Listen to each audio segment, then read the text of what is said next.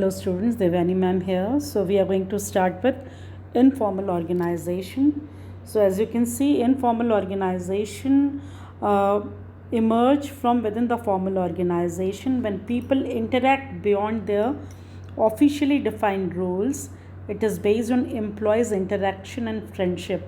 So what exactly is the thing, students? And when people working in a formal organization, when they are working for a long period of time, they become friends and they form their own group.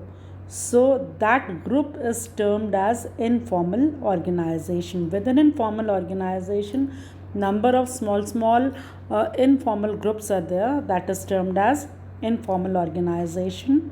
So I just want to remind you people, formal organization purpose to accomplish organization's goal, and informal organization is there in formal organization because of the interaction between or among people working over there. Let's move to the next features. Let us start with features of informal organization. So an informal organization originate from within the formal organization only. And how it is originate? Because of the interaction between people. Secondly, the standard of behavior evolved from group norms rather than officially laid down rules and regulations. So they follow their own rules and regulations. So that is informal organization. Then third feature, independent channel of communication without specified direction of flow of information are developed by group members. What is the meaning? Now in a formal organization, a particular way is there to pass the to do the communication. So orders are always from boss to subordinate, or suggestions are always there from subordinate to boss. So there is some specific direction. But in informal organization, no direction is there. The information can be passed in any way, because many a time in one group, a person working at the top level can be a friend of a person working at operational level. So no specific communication system is there. Second, next feature, it emerges spontaneously and is not deliberately created by the management. It's not deliberately created by the management, it's spontaneous. As they started working together, because of the interaction, because of the friendship, this type of group formed. No definite structure is there because it is a complex network of social relationship among members. No definite structure is there. From any level they can be a member of any informal group. So no definite structure is there. So we are moving towards the advantages. You can see over there, when we are talking about the advantages, just see the very first one. When in an organization people is working, the most important thing, certain social needs are there of every person working over there. So this type of informal organization fulfill that social need of the person, because they are happy with working with the like-minded people. Next one, prescribed line of communication are not followed, and that is the reason faster spread of information. So they don't follow any particular method to pass the communication. So, and people of every level are there in informal organization, and that is the reason uh, faster spread of information. Next advantage, it contribute toward fulfillment of organizational objective. For example, employees' reaction toward plans and policies can be tested through the informal network.